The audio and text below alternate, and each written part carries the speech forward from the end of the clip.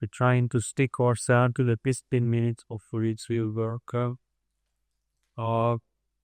Even though we talk about in the work package one outcomes which are about the shaping the landscape or describing the landscape of career barriers, related association, and then how they are interlinked with different type of societal and policy structures.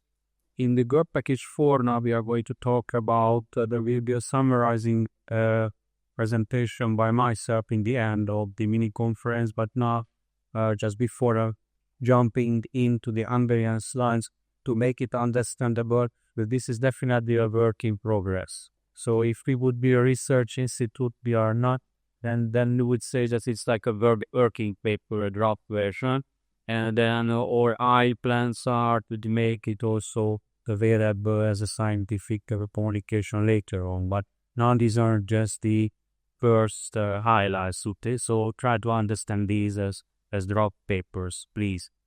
So the idea was to compare the 4 countries' career guidance protocols. So I'm going to use the word in English, protocols. And immediately when we started discussion, the first question was comparing to what? So one meaningful activity that you compare the 4 countries' protocols to each other.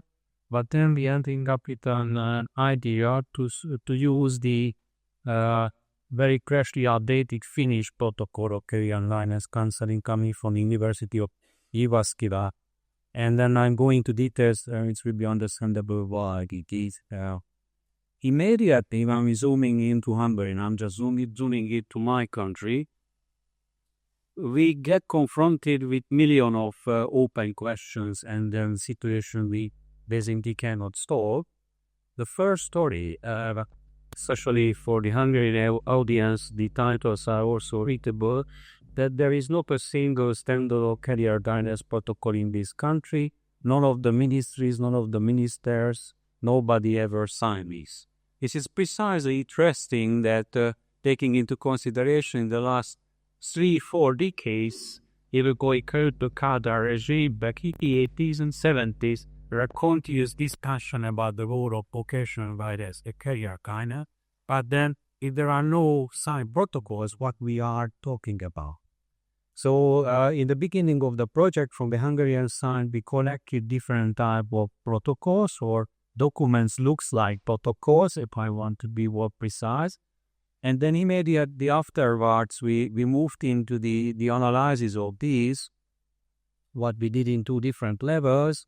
The question was that because of the scale of the project, we cannot deal with all of these protocols. So we kept one, and this is in Hungarian, it's not, the title is not protocol, but the content is basically was drafted by colleagues here in the faculty in 2015. And the original aim of this draft paper, which was commissioned by the Edukáció Kft., basically now the OOH as a successor, was to provide a guideline for the plenty pedagogical center in the country, which under the domain of the school system. Let's put it in a simple way. I don't go into the details with the very complicated structure of the Hungarian cover. So, therefore, what I'm going to say is only applicable for this piece of information, and we are lagging behind several other documents. Like, for example, one other in the screen was mainly drafted by Csilla Suharda, sitting here in the room as well, which was commissioned by the Frankie-Hungary, whatever the full name of this agency is. So it's one of the background agency also of the Hungarian government, nothing to do with the pedagogical institution originally.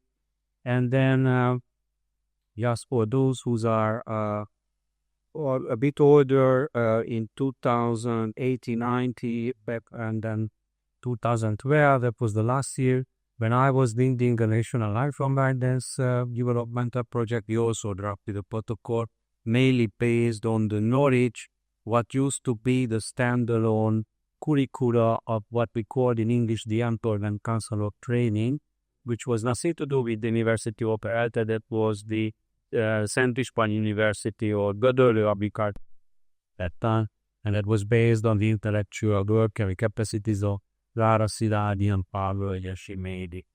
Very much behind the one of our other professor here, Mandarito. His name is also important. So, very fragmented landscape. And then we did one single document. And then also thanks for our Czech colleagues for the very detailed analysis on the Atlas.ti. So we worked in two different levels. First, we did an estimated guess, as you would say. It's not a precise scientific approach, but an estimated guess, I think, sometimes very helpful. So basically, we chilled events through a bowl of the documents. We picked the Finnish, then the Hungarians, and started to start guessing that these words in Hungarian are these equivalents with those words in Finnish or in English, because if in Finnish documents, of course, is available in English. I mean, this is not a job for AI, because this is tricky. You can't compare the text itself, because if you just start comparing the text itself, this is completely meaningless. You have to go beyond the text and try and understanding what is behind the text. Also, for another generation, this was the way how we were reading the newspapers in the 80s. So if we really try to understand what's the story behind, you were not precisely reading the lines and start to understand the stories behind, especially those elements of stories which were not published in the newspapers. Okay, these together. I think it's a knowledge also in this regional more pure how to read the papers in this way. So then we end up with a very detailed analysis, very scientific analysis based on the Atlas.ti. I'm going into details with summarizing all of the 4 countries in the end of the conference. Here I just want to highlight a few interesting points or important points of the Hungarian analysis. So we compare the Hungarian, these single documents with the Finnish, and we also compare the other, the Czech, the Slovak, the Romanian documents also against the Finnish, but also with each other as well. And here what is interesting are these peaks immediately. So in the Hungarian documents, what you see, the client assessment, even the word assessment sounds a bit old, I think, in English. Assessing the clients, making a diagnosis on the clients, and the relation between the professional and the clients are the key words in the Hungarian document. So if you want to understand it at a map level, the Finnish model is very much about the demand-based approach, while the Hungarian is a supply-based approach. I'm the professional, I'm the psychologist, I am the one on behalf of the Hungarian state, going back to Hungary Mardi, on behalf of the Hungarian state, I can tell you which career routes are right, which are wrong to you. So I'm more educated than you ever going to be. So I know how to assess you. I think these elements are very clearly here. The same is visible in this table. I just picked some of the tables from the reports. I think the other presenter going to do the same. We are still working on that. And if you travel to compare the Finnish and the Hungarian protocol based on certain type of dimension, based on certain type of criteria, then it's amazing what is popping up.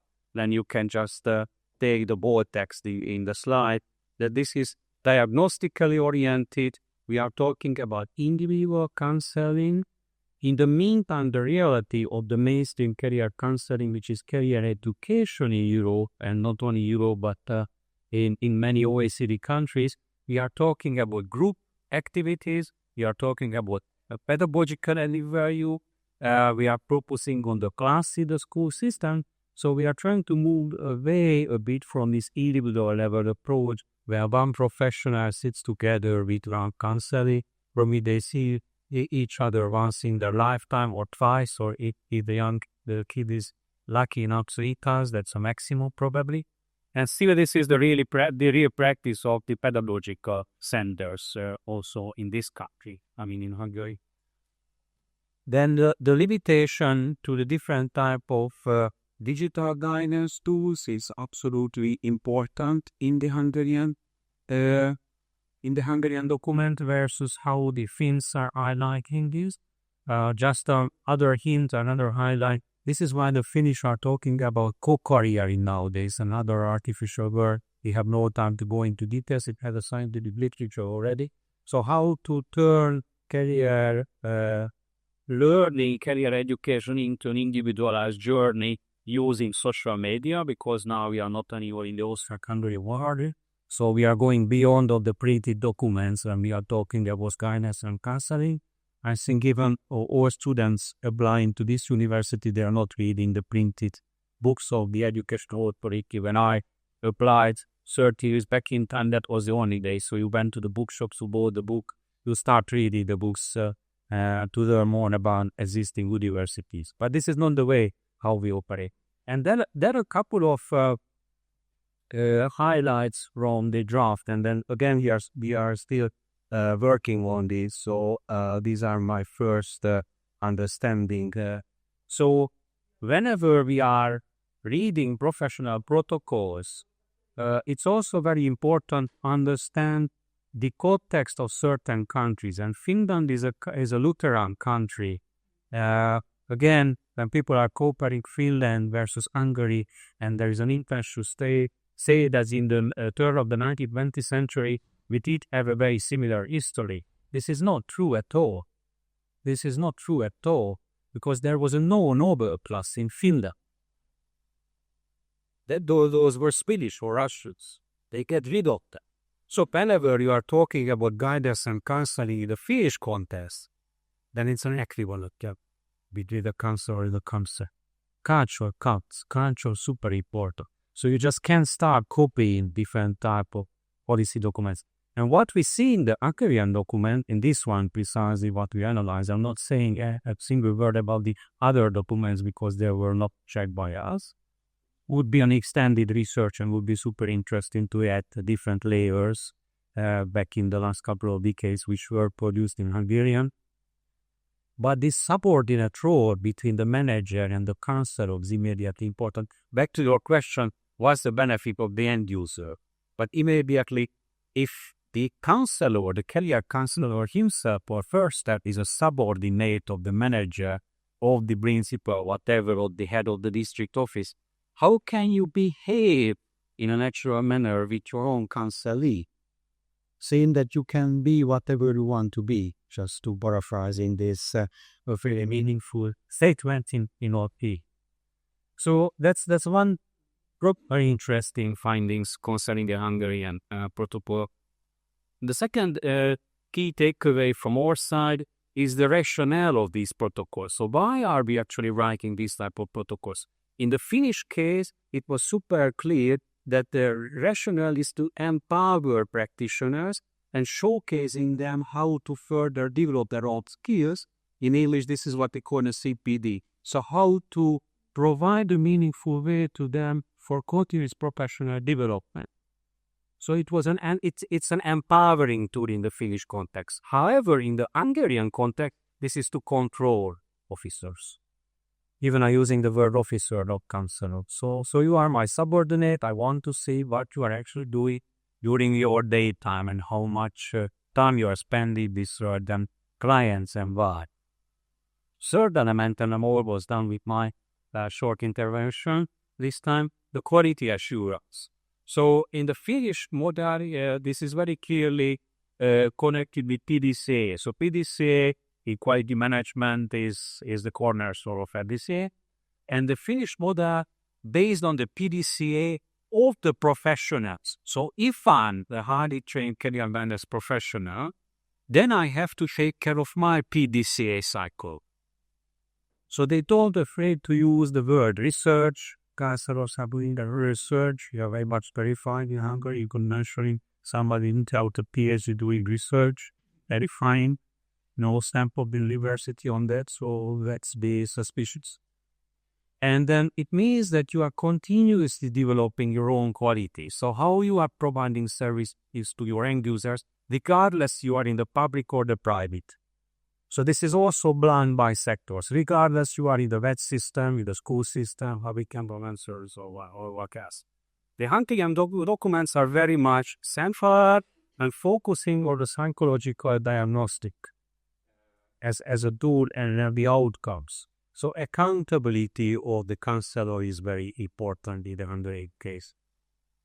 Theoretical competencies, and almost in the end, in the Hungarian documents, interestingly, there is a higher notion on the technical knowledge of the professionals.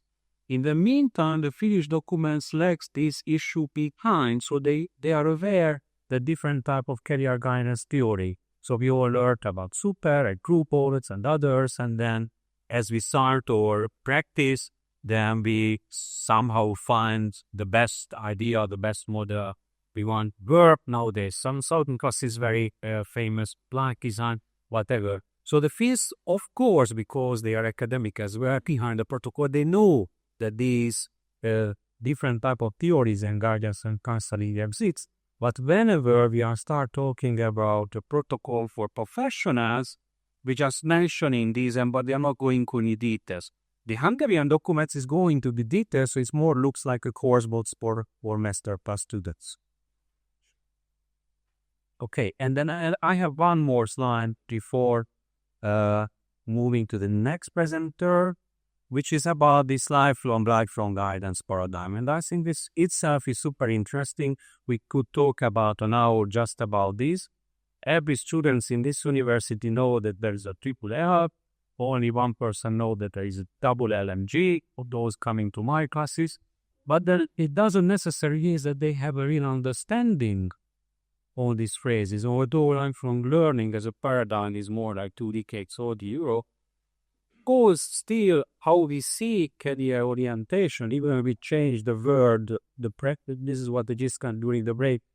Orientation is using the Hungarian blend it from French, career orientation, and the full together career and orientation together. This is Pályaorientáció in Hungarian. So it's also in a way an artificial word, because we try to move away from tanácsadás, which is advice and information provision.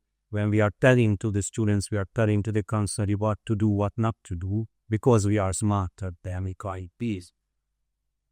And then the Finns are very much living, as a Nordic country, all of these documents, and then especially this one we analyzed, they live together with the lifelong learning as a paradigm. At the individual level and the level of the professionals. In the meantime, in the Hungarian documents, still you have an understanding that you reading the text line by line. Those in the group now in the conference are now Hungarians who can check in what I'm saying in the document. It's once in a lifetime action. So when you are 15 years old, 14 years old, you'd have to pick a vocational secondary school. You are 18 years old. Now you go to university or you start looking for your first job. Then once in a lifetime you have to meet with career counselor, and that's it. And then beyond that, big question would be, I would ask the same for my students, and how you put together this reality with the paradigm of lifelong guidance. So I think it's definitely a gap within our level of understanding of the long-term guidance paradigm versus how the Nordic and especially Finns on these days. Okay, so that's it from my side, a very quick overview, and the promises that we will publish very detailed answer. Thank you.